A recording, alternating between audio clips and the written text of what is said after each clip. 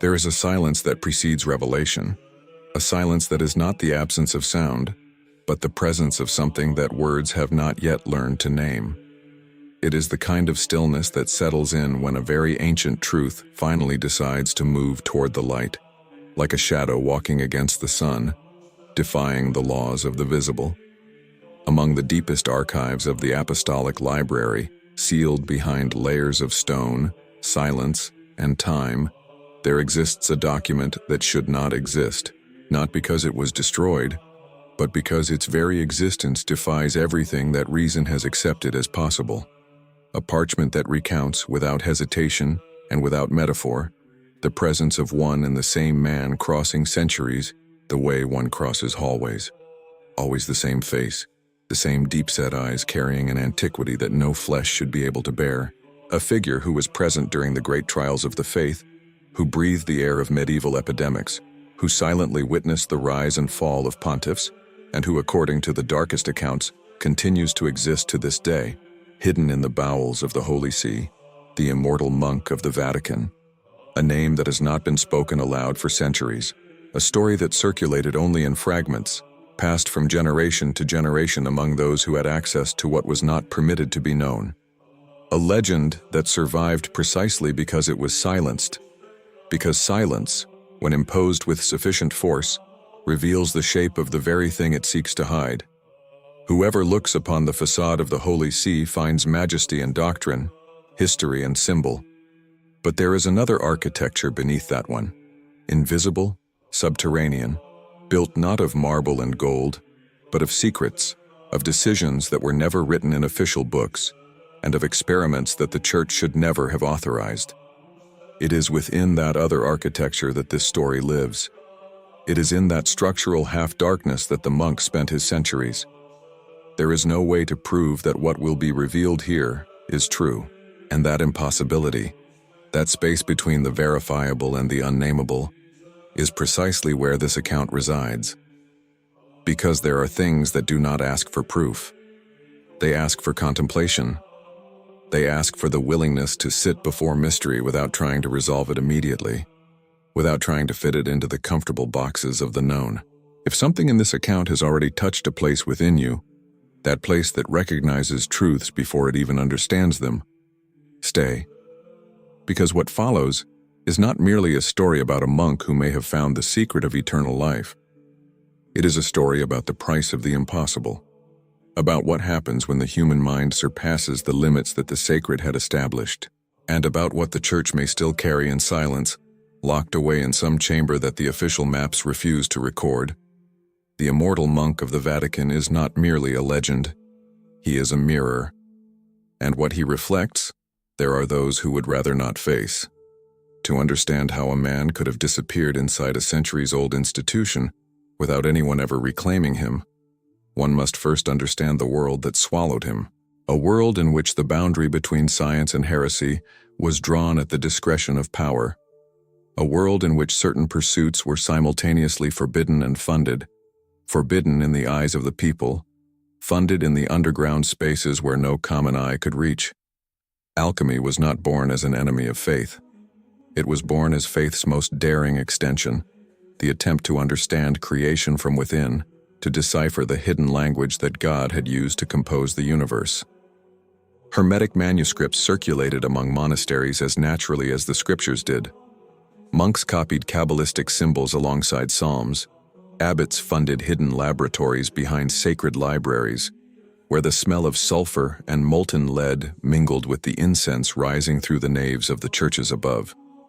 The fascination with the philosopher's stone, that legendary artifact promising both the transmutation of metals and the conquest of death, was not an obsession of the marginalized. It was a pursuit that dwelled in the hearts of some of the most refined intellects of medieval Christendom, men who believed, with all the sincerity of their faith, that God had hidden within matter a secret reserved for those courageous and devout enough to find it. Within that specific context, where devotion and transgression shared the same bed, there emerges the figure that this account seeks to trace, a man of uncommon training, of unusual silence, of knowledge that seemed to exceed what any library of the era could have taught. Someone who came to the attention of the ecclesiastical hierarchies not through scandal, but through the suspicious quietude of one who knows too much to be simply a scholar. The summons to the Vatican was not a punishment. It was an invitation, or something that presented itself as an invitation, but which carried between the lines of its formality the urgency of one who is not prepared to accept a refusal. The Holy See had learned of experiments conducted in a small abbey in the north, experiments that the monks of that place themselves could not fully explain, but which had produced results impossible for the science of the time. And when the impossible manifests, the Church has a long tradition of wanting to control it before condemning it. The journey to Rome was made in the silence of one who crosses a threshold, knowing there is no going back. With each league traveled, something changed, not in the outer world, but in that inner space where men keep their certainties. There was, in that call, the weight of a destination that had not been freely chosen, and there is a specific kind of fear that is not the fear of immediate danger, but the fear of having been seen by eyes that perceive beyond the surface, the fear of having been recognized. Each layer that reveals itself in this story brings another shadow, and the veil for now has not yet fully parted. The laboratories existed, not as fiction, not as allegory, but as physical spaces, stone chambers carved below the level of the catacombs, where the steam from boiling substances condensed on the ceilings and ran down the walls like a mineral sweat. They were places that appeared on no official architectural plans, that received no name in internal documents, that were referred to, when referred to at all, only by numbers or by Latin designations that allowed no direct translation. In those spaces, an order within the order convened, a group of scholars that the Church had gathered across generations, people whose talents exceeded any possibility of fitting within the conventional structures of ecclesiastical thought. Theologians who were also chemists, mathematicians who were also astrologers, copyists who decoded manuscripts that no one else was capable of reading, a kind of council of the impossible, dedicated to exploring what faith publicly forbade but could not privately abandon. And it was into that environment, thick with smoke, symbol, and veiled ambition, that the monk arrived, not as an apprentice. The fragmented accounts that survived suggest his arrival was met with a mixture of reverence and discomfort, as if those already present sensed they had summoned someone who perhaps knew more than all of them combined. There is a perceptible difference between one who seeks and one who has found, and that difference, when it enters a room, changes the weight of the air. The manuscripts describing the first months of that period are the ones most subjected to systematic erasure. Pages that were partially burned, not destroyed completely, but rendered illegible in their most specific parts, as though someone had wanted to eliminate the details without being able to erase the structure. What remains are edges, margins of descriptions, fragments of sentences that begin but do not end. And that deliberate incompleteness is, in itself, a form of confession. There was something there that needed to be hidden. What the fragments allow us to reconstruct is a sequence of experiments that advanced beyond what was reasonable for that era. Substances that did not exist in any known records. Processes that combined elements from distinct traditions, Hebrew, Arabic, Greek, in a way that suggested a rare and unsettling capacity for synthesis. And at some point in that sequence, something happened. Something that was not directly documented in any text that has survived, but that can be inferred from what came afterward.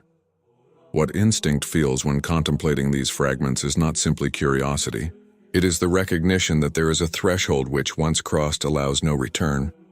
That there are experiments that transform not only the matter with which they work, but also the one who conducts them. That there is knowledge that does not leave its bearer intact, not because it is dangerous in itself, but because it reveals something about the nature of existence that the human mind was not built to bear without consequences. If the truth resting in these fragments has already touched something in you, leave a sign of light, because silence, when shared, becomes community. And there is something in this story that should not be contemplated alone. Decades passed, and what should have been impossible became slowly undeniable. Popes were elected and died. Cardinals rose to power, knew the glory of their position, and were buried with honors. Epidemics swept through Rome with the silent brutality of great collective deaths. Religious wars redrawn the boundaries of the Christian world. And through all of it, a presence remained constant in the darkest corridors of the Holy See. Always the same figure, always with the same face aged in a way that corresponded to no possible age, always with those eyes that the accounts describe with different words but with the same feeling, that of being watched by something that knows time from the inside. The conflict that this persistence generated was not immediate. It took decades for rumors to consolidate into certainty, and more decades still for certainty to generate a response. Because there is a form of denial that is simultaneously honest and strategic. The denial born not of ignorance, but of the awareness that recognizing something is in itself to unleash its consequences. And recognizing that a man was not aging was, for an institution that had built its authority on the promise of life after death, a contradiction that demanded suppression before any other response. The confrontation that followed did not occur in councils or in decrees. It occurred in that nameless space where truly important decisions are made, in the silence of private chambers, in the exchange of glances between those who know without anything needing to be said. There were two factions that never formally organized at any point, but that functioned as opposing forces. Those who wanted to preserve what had been created, who saw in that man's existence proof of something that faith had promised but never materialized, and those who recognized in that existence not a blessing, but a dangerous rupture in the order that sustained everything the church represented. The inner conflict that the monk himself carried was of another nature, more silent, more devastating. Because there is a fundamental difference between wanting to live and being incapable of dying. The first is a longing. The second is a condition. And conditions, unlike longings, cannot be resolved by the will. What the accounts closest to that period suggest, through described gestures, through behaviors recorded in oblique ways, through silences that the manuscripts noted without being able to interpret, is that the monk had understood at some point between one decade and the next, that what he had accomplished was not the conquest of immortality. It was imprisonment within it. Immortality as condemnation. As a cell with no visible walls, whose bars are made of the same material as time. Because time, for one who cannot die, does not pass, it accumulates. And the accumulation of time without the possibility of closure is a form of weight that no flesh was designed to bear indefinitely. Whoever has remained in this account this far carries, in some way, that weight alongside it. The question that the fragments leave unanswered is not only what happened to that man, but what it means for all of us. The desire that drove him. Because the desire not to die is not an aberration. It is perhaps the most universally human desire that exists. And the story of this monk is the story of that desire confronted with its own fulfillment, and with everything that fulfillment destroyed. Subscribe and walk with us. Each new video is a key, and each key opens another seal. There is a chamber, on no map, in no guide to the underground corridors of the Holy See. But in at least 3 separate documents, originating from distinct periods and from authors who could not have exchanged information with one another, it appears described with a specificity that cannot be attributed to coincidence. A chamber beneath the chambers, a space that was built not to store objects but to contain a presence. The 19th century documents are the most detailed and the most disturbing. They were written by men who clearly resisted what they were describing, who hesitated at every sentence, who went back and rewrote as if trying to find words that would make the unbelievable at least utterable. What they recount is a series of attempts at closure, attempts to bring about the end of something that had refused all previous endings, attempts that failed not for lack of method or resolve, but because what they sought to close had somehow moved beyond the reach of the instruments that the human condition has at its disposal to produce death. The man these documents describe is not the monk of old, not in the sense of vigor, of brilliant intellectual capacity, of the bright gaze that the earliest accounts recorded. What these texts describe is something closer to a cosmic exhaustion, a body that had continued beyond any purpose a body should have, kept in motion by some force that had disregarded the logic of decay, but had not disregarded the logic of deterioration. A thing that breathed, but that had long since ceased to be simply a man. The sensory descriptions these documents contain are the ones that most resist forgetting. The smell of those chambers, described as a combination of whetstone, something metallic, and an organic strangeness that none of the writers could precisely identify. The quality of the silence in that place, a silence that was not merely the absence of sound, but a presence of its own, dense as if the air had been saturated with too many years to permit the normal propagation of acoustic movement.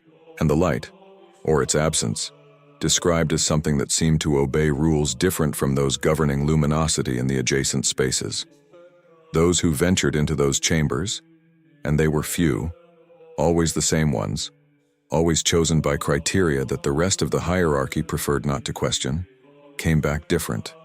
Not dramatically different. Not in the way novels describe when someone has a transformative experience, but different in a subtle, persistent way, as if they had touched something that had left an imperceptible but indelible mark. As if having been in the presence of what the monk had become was, in itself, an unsolicited initiation into some form of knowledge that the mind did not quite know where to file. If you have made it this far, you are already part of this rite. The simple act of contemplating is to participate. There is a level of attention that is not neutral, that transforms the one who exercises it just as much as it transforms the thing being observed. And there is something in this story, in this account advancing toward the unnameable, that operates on exactly that level. Leave your sign in the comments. That is how silence becomes community. That is how those who carry the same weight recognize one another in the dark. What would the Church have done with a secret of this magnitude? The answer that the fragments suggest, never directly, always obliquely, always through the language of what was left unsaid, is that it did what it has always done with what could not fit within its categories. It preserved and concealed at the same time. It built around the problem a structure of silence as elaborate as any doctrine, a theology of concealment, a creed of forgetting. Not because the problem had been solved, but precisely because no solution was available. The existence of the Immortal Monk of the Vatican, if that existence was in fact what the records suggest, represents something that goes beyond the supernatural in the conventional sense. It represents the moment when an institution, founded on the promise of transcendence, confronted transcendence in a form it had not anticipated and for which it had no liturgy. Eternal life as doctrine is one thing. Eternal life as physical reality, present, breathing in chambers beneath its feet. That is an entirely different experience. One that turns the sacred inside out and exposes the seams that were meant to remain invisible. There is a question that emerges from this story, and that belongs not only to the domain of mystery, but to the most intimate domain of every human being who has ever come face to face with the limits of what can be endured. The question is not whether the monk found immortality. It is what immortality did to him, and what the answer to that question reveals about the desire that drives us, the desire to remain, to not disappear, to continue existing beyond the point at which existence would naturally be taken from us. Because if the story of this monk is true, in any of its versions, the most literal or the most symbolic, what it demonstrates is that immortality resolved none of the fundamental problems of human existence. It did not resolve loneliness. It did not resolve the weight of memory. It did not resolve the need for belonging, for being recognized, for having a place in a world that changes while you remain static. What immortality would have done, if the legend is taken as an honest metaphor, is amplify all of those problems indefinitely, without offering any of the relief that death, in the end, provides. And that is perhaps the deepest message that the Immortal Monk of the Vatican carries, not as a historical character, but as a symbol. The message that there is a wisdom in limitation, that finitude is not merely a tragic condition of human existence, but also one of its most essential graces, that the ending is what gives shape to everything that comes before it, that it is the possibility of death that makes each moment capable of having weight, of having meaning, of being something more than an addition to an infinite and therefore undifferentiated series. What the Vatican's archives hold, those made inaccessible, those described but never surrendered, those that exist only in the form of references to themselves within other documents, no one outside the most restricted circle of the hierarchy can know with certainty.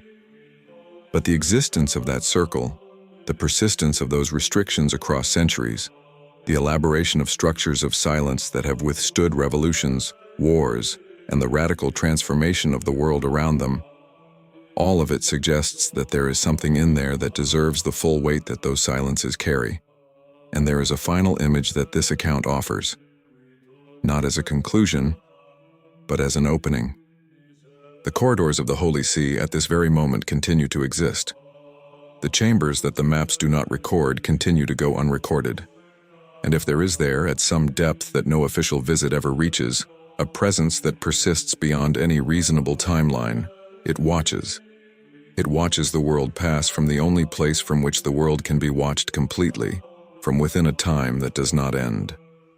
The journey continues. Subscribe and follow us. Each new episode is a flame lit in the dark, and write in the comments what the silence told you today. Because sometimes it is there, in that space between what was said and what was left unspoken, that the most truthful truth reveals itself. In the next episode, we will dive into another secret that official history preferred to bury, another nameless corridor. Another door that no one should have opened, but that, once opened, changed everything on the other side.